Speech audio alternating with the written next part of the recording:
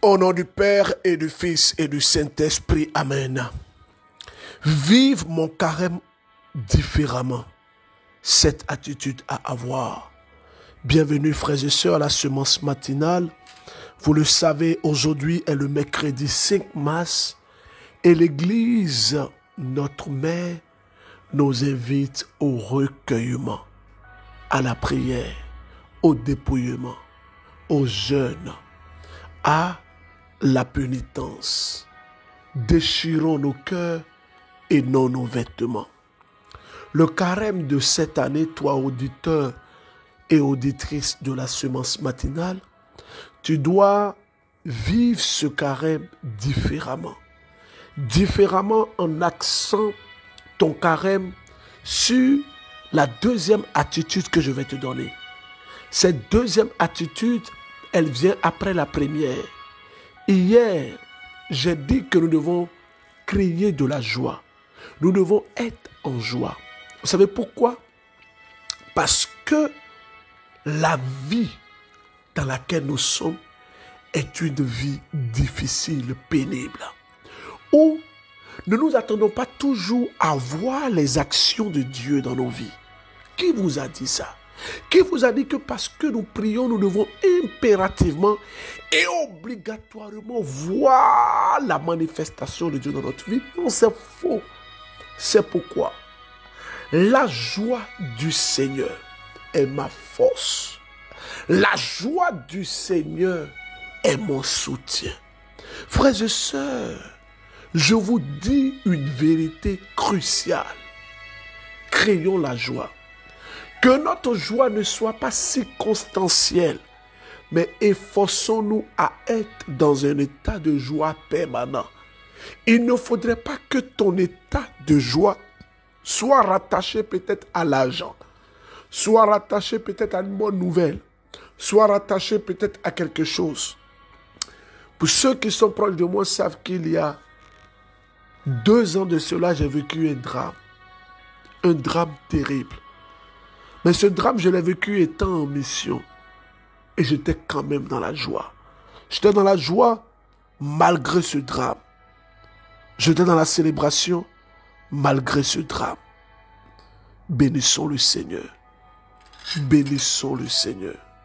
Rendons grâce à notre Dieu. Celui-là qui peut toutes choses. La deuxième chose ou le deuxième secret, ou si vous voulez, deuxième attitude, je vous la donne tout à l'heure, après ce merveilleux témoignage. Bonsoir, berger. Je viens témoigner en ce jour pour les bienfaits du Seigneur, pour ma soeur qui l'a sauvée. Je suis un frère du Burkina. Et ma soeur a un problème avec son mari parce que tous ses enfants, ce sont des filles. Pourtant, lui veut un garçon. Maintenant, à chaque fois qu'elle prend une grossesse, elle avorte. Cette fois-ci, en tout cas, elle est un peu avancée en âge. Actuellement, elle a des myomes qu'elle a considérés comme une grossesse. Et maintenant, elle a commencé à faire ses règles. Elle a pensé que non, c'est la grossesse qui voulait couler. Elle s'est rendue chez une guérisseuse accompagnée d'une autre dame. Elle vit à Ouagadougou, mais s'est retrouvée carrément à Koudou. Ceux qui sont au Burkina Faso connaissent cette distance, près de 100 km. Elle allait voir la guérisseuse qui a eu à couper une partie de son sexe pour mettre un médicament. Et de là, elle a commencé à saigner. Imaginez, Ouagadougou, Koudou, ça vaut 100 km. Comme la guérisseuse ne pouvait pas vraiment arrêter le sang, elle lui a dit de rentrer, que ça va s'arrêter. Elle aussi, elle a pris la moto, roulé de Koudougou pendant qu'elle saignait jusqu'à Ouaga. Vraiment, c'est le Seigneur qui l'a vraiment gardé. C'est le Seigneur qui l'a soutenu jusqu'à Ouaga. Arrivé à Ouaga, elle continuait de saigner. Et comme son mari est en province, elle a dû l'appeler, informer de la situation. Le mari lui a dit, va voir les agents de santé. Et c'est là qu'elle s'est rendue dans un centre de santé. Arrivée là-bas, comme elle a perdu beaucoup de sang, elle a perdu connaissance. On l'a pris en charge. Quand elle s'est retrouvée, elle m'a appelé, petit frère, priez pour moi. J'ai mis la prière inspirée, acte 2. Pendant que je priais, je coulais des larmes.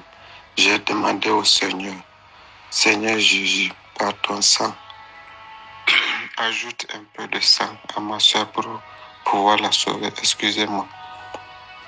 Vraiment, c'est l'émotion. Et Dieu l'a vraiment sauvée de cette situation. Elle ne pouvait même pas parler. Mais grâce à Dieu, dès le lendemain à 9h, ils ont refait les examens. Ils ont dit que non, son sang est normal. Il n'y a pas eu... ils n'ont pas eu de besoin de l'ajouter du sang. Vraiment, je sais que là, Jésus a écouté ma prière et il a fait quelque chose. Vraiment, merci à Berger. Merci au groupe MCM. Merci. Merci au Seigneur. Frères et sœurs en Christ, le temps de carême est un temps que l'Église nous donne pour méditer sur notre vie, pour faire ce que je peux appeler un discernement, un trait, 40 jours, durant lesquels nous allons essayer de changer d'habitude. Nous allons essayer de vivre les paix, prière, pénitence, partage. Frères et sœurs en Christ, toi qui m'écoutes ce matin, j'aimerais te demander de tout cœur, toi qui aimes le Seigneur, toi qui apprécies ce que Dieu fait au travers de ma pauvre et misérable vie, je veux t'emmener dans les Écritures, sincèrement aujourd'hui. Toi qui m'écoutes et qui m'entends, je te demande pardon. À la limite, je te supplie. Lis ce seul chapitre que je vais te donner. Mais il ne faut pas lire ça comme habituellement. Parce que la deuxième attitude, c'est méditer la parole de Dieu. Et je vais vous expliquer. Jésus, durant son temps de jeûne, la Bible dit qu'il a jeûné durant 40 jours et 40 nuits sans rien manger, sans boire. Et dans cet état-là, qu'est-ce qui s'est passé donc? Le diable est venu tenter Jésus. Il est venu attaquer Jésus. Et l'auteur sacré dit qu'il a même pris Jésus pour l'envoyer au-dessus de la montagne et sur le temple. Frères et sœurs, aïe sabari kayank mame, meni kenkrebo se roche. Pardonnez, si ancien pour écouter ce que je suis en train de dire. Écoutez-moi attentivement. Ndekoukou, je vous demande pardon, écoutez. Jésus, lorsqu'il a été en face du diable, il a utilisé la parole de Dieu pour répondre à l'ennemi. Mais toi, tu ne médites pas la parole. Tu es une personne qui ne médite pas la parole. D'ailleurs, quand tu vas à l'Eucharistie, quand tu vas à la messe, est-ce que tu écoutes la parole? Est-ce que tu médites la parole? Dans la démarche de l'Église, il y a ce que nous appelons dans l'Église la liturgie. La liturgie, qui est en quelque sorte le mode de fonctionnement en termes de spiritualité. L'Église s'est mise des balises pour dire, bon, quand on veut faire telle prière spirituelle, voici comment est-ce qu'on la vit. Voici comment est-ce qu'on la déroule. Et dans la démarche liturgique, une personne qui veut vivre la plus grande des prières, parce que, il faut le dire, la messe à côté de la semence matinale, semence matinale n'est rien à côté de la messe, parce que la messe, c'est le sommet des sommets, c'est le summum. C'est pourquoi, quand je prêche, j'exhorte toujours que mes frères et mes sœurs partent aux célébrations eucharistiques, vivent des sacrements, parce que ce sont ces sacrements qui sont les fondements de notre vie chrétienne. Je rends grâce, je bénis Dieu, médite la parole, médite la parole. Jésus, qu'est-ce qu'il a fait? Qu'est-ce qu'il a fait? Il a répondu au diable en utilisant quoi? La parole. Abidjan, écoutons, Côte d'Ivoire. Bonjour, berger Élisée Dossa. Bonjour la famille MCM. Je suis béninoise, résidente en Côte d'Ivoire. Je viens ce matin témoigner la grandeur de Dieu dans ma vie. J'ai connu la sémence matinale grâce à une camarade. En ce moment, je souffrais de la diabète et j'étais partie à l'hôpital et le taux était 3,39. Après ça, je suis allée à la nuit du changement et j'ai mis cela en prière. En retour, je suis allée à l'hôpital pour refaire le test et j'étais à 0,95. Tellement j'étais contente de la grandeur et de bienfaisance de Dieu, j'ai payé ma dîme en même temps, en guise de reconnaissance envers mon Dieu, 100 000 francs. Et en plus, j'ai un fils. Depuis que j'ai mis cet enfant au monde, il est maladif. Je dépends des sommes pas possibles à l'hôpital. Et j'ai mis ça aussi en prière durant le changement la nuit du changement de prière.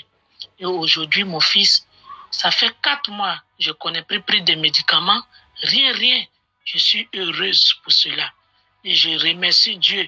Je suis reconnaissante envers mon Dieu pour cela. Troisièmement, mon commerce était mélangé dans ma main. Tous mes clients m'ont donné le dos. Mon commerce n'avançait pas. Mes concurrents se sont élevés contre moi. Et j'écoutais la prière du matin, c'est ça, matinal. Donc, vraiment, Dieu a fait beaucoup de choses dans ma vie. Dieu a changé ma vie. Même si ce n'est pas changé à 100%, mais il a fait la grande partie même dans ma vie. Pour cela, je salue Papa Élisée Dossa. Je salue le Dieu aussi qui est passé à travers Papa Élisée Dossa et qui est en train d'opérer des miracles dans ma vie. Oh, maman, ça me touche. Je vous salue également, chère maman. Je vous salue où vous vous trouvez. Alors, frères et sœurs, écoutez-moi très bien. Dieu que nous prions est un Dieu qui nous parle. Il nous parle par sa parole. Dieu est dans sa parole. Le monde passera. Les hommes passeront. Les femmes, elles vont passer où?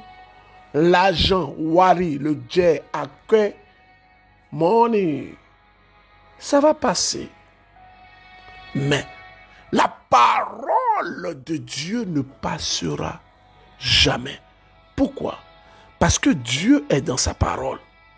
Et en ce temps de carême, je nous supplie, nous auditeurs de la semence matinale, nous devons déjà aujourd'hui aller aux Eucharisties, prendre la cendre et faire l'effort. Fais l'effort. Fais l'effort.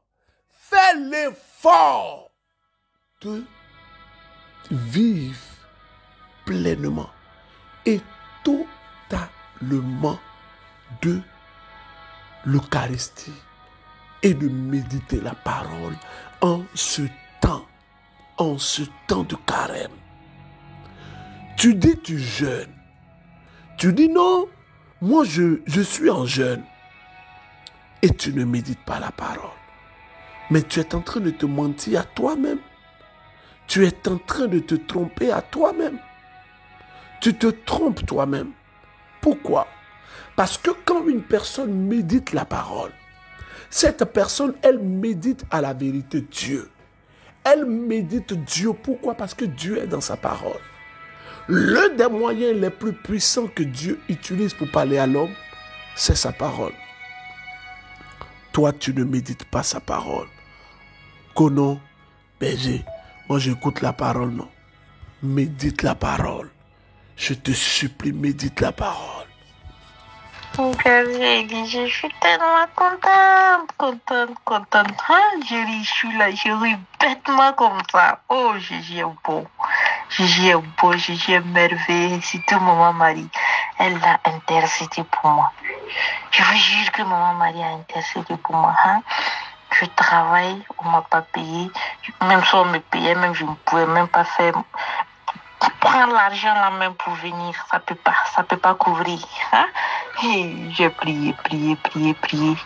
Donc quand je quitte le service, je vais à la grotte, je parle à maman Marie. Maman Marie a intercédé pour moi, je vous jure. Hein? Je suis assise, non, un matin, vendredi le 28, un matin. Bonheur comme ça, hein? Je me suis pas levée de mon lit. J'ai dit, moi j'avais l'argent. Ça, jour-là, je vais aller à l'instant de miséricorde. Mais comment je vais faire? Qui va m'aider? Je dis, qui va m'aider? Je ne sais même pas. J'ai écrit à quelqu'un, j'ai dit, coucou. J'ai dit, je veux 50 000 francs pour venir en Côte d'Ivoire. Hein? Il m'a envoyé 275 000 francs. Sur place, hein? Et il m'a envoyé 275 000. Je vous jure, berger. Oh, Jésus est merveilleux. Maman y a parlé. Elle m'a touché. Mais moi, je vais venir. Waouh. La foi de certaines personnes. Cette sœur, elle désirait venir. Et Dieu a fait quelque chose. Alors revenons à notre message. La parole de Dieu. La parole de Dieu pour une personne qui jeûne, c'est obligatoire. Regardez, chaque jour je donne des tests. Il y a un papa de 71 ans. 71 ans. Que je suis allé visiter. Il m'a sorti un bloc-notes. Que Dieu vous bénisse, papa. Le bloc-notes qu'il m'a sorti, il note dedans tous les versets que je donne. Et il les médite. Je veux saluer ma fille Charlotte depuis l'Israël. Je veux saluer toutes les personnes qui suivent sur la semence matinale depuis Israël. Je veux aussi saluer MCM Maroc, MCM Espagne. Vraiment que le Seigneur vous bénisse. Voilà. Que le Seigneur notre Dieu répande sa grâce sur votre vie. Nous sommes reconnaissants pour ce que l'Éternel fait. Et je crois qu'il continuera à faire encore et encore. Salam. Bonsoir, famille MCM. Je suis une mamie du Burkina Faso. Je viens rendre témoignage. Oh, ce que Dieu a commencé dans ma vie, il n'a qu'à l'achever. Le 27 février, j'avais un bouton qui avait poussé dans mon intimité. Je ne pouvais même pas faire ma toilette intime. Oh, j'avais très mal. Je ne pouvais même pas m'asseoir. Et le samedi, le 1er mars, quand Berger a demandé à ce qu'on mette la main sur les parties malades, j'ai mis ma main et j'ai reçu la prière. J'ai prié avec. J'ai prié. Oh, et merci. Mais il se trouve que le dimanche matin, je me lève, je ne sens pas de douleur. J'ai dit, mais ça c'est quoi? Je lave bien ma main. Je remets encore ma main pour bien chercher, pour bien palper. Toujours pas de douleur. J'ai dit, ok, je vais à la messe, je reviens. Je palpe encore, rien, pas de douleur. Oh, merci, merci, merci berger, berger. Et je viens vers vous aujourd'hui pour demander de remercier le Seigneur avec moi, de bénir, de glorifier le Seigneur avec moi, car ce qu'il a fait dans ma vie, pour moi c'est merveilleux. Je ne savais pas comment m'en sortir. J'avais peur. J'ai prié au Dieu, fais pardon pour pas que j'ai cette maladie. Éloigne-moi de cette maladie. Oh, berger Élysée. Oui, je vous en supplie. Merci, merci beaucoup. Que Dieu vous bénisse dans votre... Ah, merci à Dieu. Ah, moi, t'as fait des merci là, c'est trop. Merci à Jésus. Alors, frères et sœurs, je veux vous parler sincèrement. Une personne qui veut grandir spirituellement doit faire des choses, notamment le jeûne, l'amour, l'Eucharistie, la confession. Mais parmi ces démarches, je propose humblement la méditation de la parole de Dieu. Une personne qui médite la parole de Dieu, 4 choses se passent dans sa vie. La première chose, c'est qu'une personne qui médite la parole de Dieu, elle médite Dieu. Et qui médite Dieu, médite les 3 personnes de la Trinité, à savoir le Père, le Fils et le Saint-Esprit. La deuxième chose, c'est que quand une personne médite la parole, il y a une manifestation de la révélation qui s'attache à cette personne.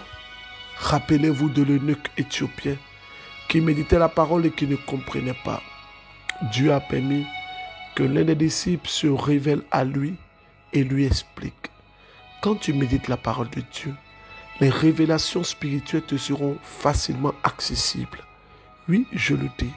Troisième chose, lorsque tu médites la parole de Dieu, il y a une armure spirituelle qui est autour de toi. Parce que selon Éphésiens chapitre 6, la parole est nécessaire dans le combat spirituel. Oui, la parole de Dieu est nécessaire dans le combat spirituel. Tu négliges la parole. Quand tu vas méditer Matthieu chapitre 4, tu vas voir que quand le diable a attaqué Jésus, Jésus a utilisé sa parole pour répondre au diable. Bon, toi, le diable va t'oppresser. C'est quelle parole de Dieu tu connais? C'est quelle parole tu médites? C'est quelle parole tu as? C'est sur quelle base de cette parole-là que toi tu médites? Tu ne médites pas. Tu ne médites pas. Vous savez, pendant que je suis en train de préparer l'instant de miséricorde, le Seigneur me met une forte motion dans le cœur que je veux partager avec vous.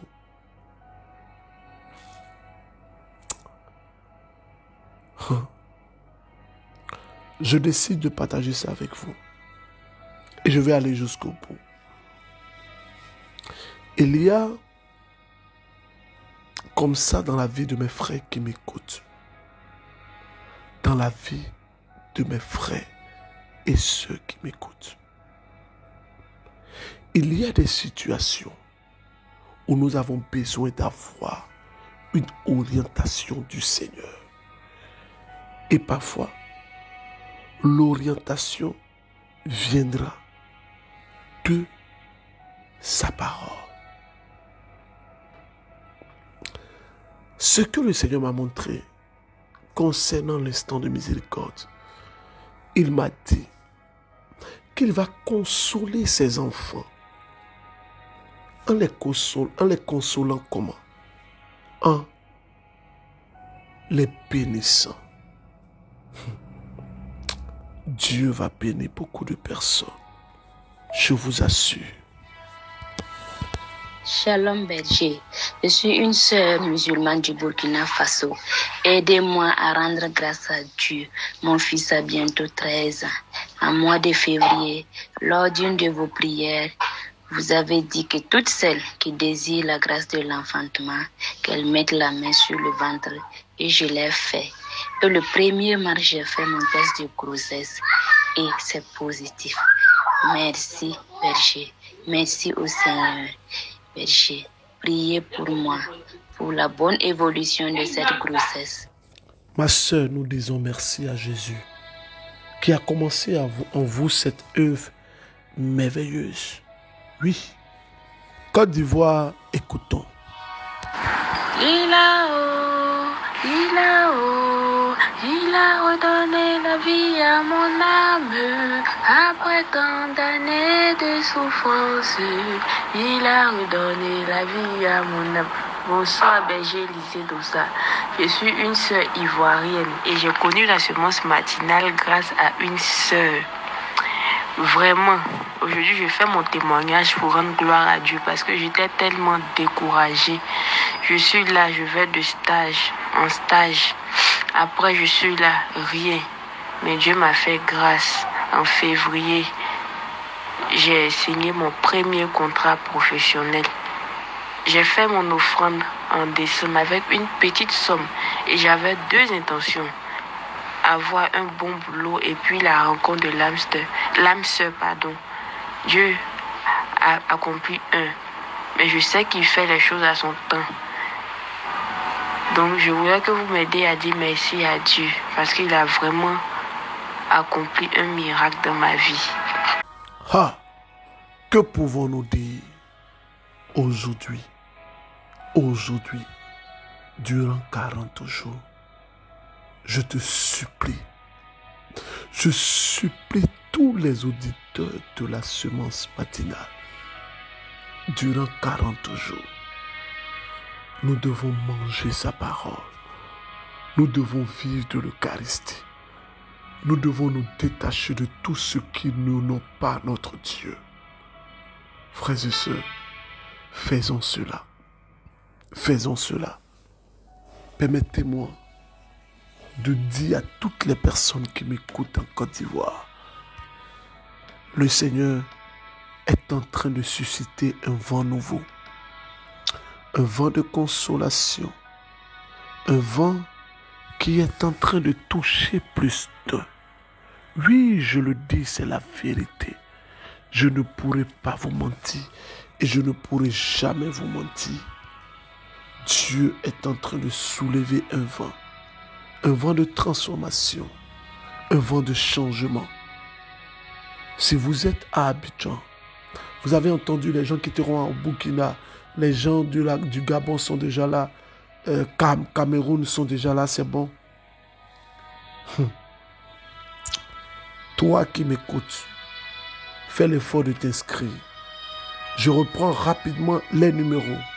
Yamsokro 07 09 92 98 92.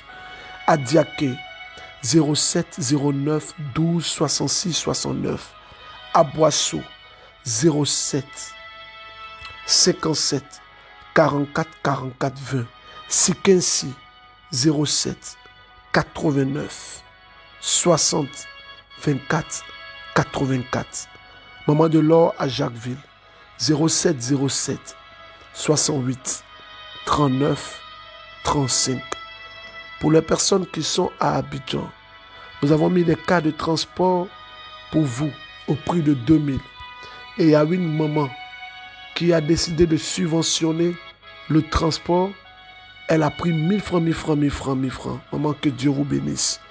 Donc pour avoir accès, Yopougon, aller-retour, Koumassi, aller-retour, Trècheville, aller-retour, Cocody, aller-retour, à 1000 francs, vous appelez au numéro 07 13 49 49 32.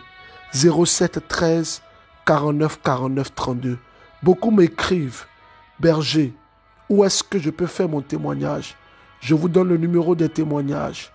C'est un numéro que vous connaissez déjà. C'est le numéro 07 47 90 94 98. Faites attention, vigilance. Pour ceux qui sont sur TikTok et sur Messenger, faites attention. Sont sur Facebook. Vous allez recevoir des demandes d'amis, des invitations Facebook. Berger Élisée Dossa, ce n'est jamais moi. Vous allez voir sur TikTok des comptes où on vous demande d'écrire en privé, où on vous demande de laisser votre numéro, où la personne a plein de vidéos. Vous allez voir toujours sur TikTok, vous allez voir mon numéro là-bas. 01 02 16 16 61. Tant que vous ne voyez pas, ce sont des voleurs, des arnaqueurs. Et n'envoyez jamais de l'argent pour une prière. Jamais. Ça n'existe pas. Que Dieu notre Père vous bénisse. Que sa grâce touche chaque aspect de votre vie. Que l'onction de Dieu rejoigne toutes les personnes qui écoutent le son de ma voix ce matin. Que le sang de Jésus-Christ casse et brise les œuvres de mort. Et que cette année de carême, que tu mettes l'accent sur la parole de Dieu. Oui, durant les 40 jours, on va méditer les 4 évangiles. Aujourd'hui, je te supplie, médite le texte de Matthieu en son chapitre 4. Que Dieu vous bénisse. Au nom du Père et du Fils et du Saint-Esprit. Amen. Au revoir.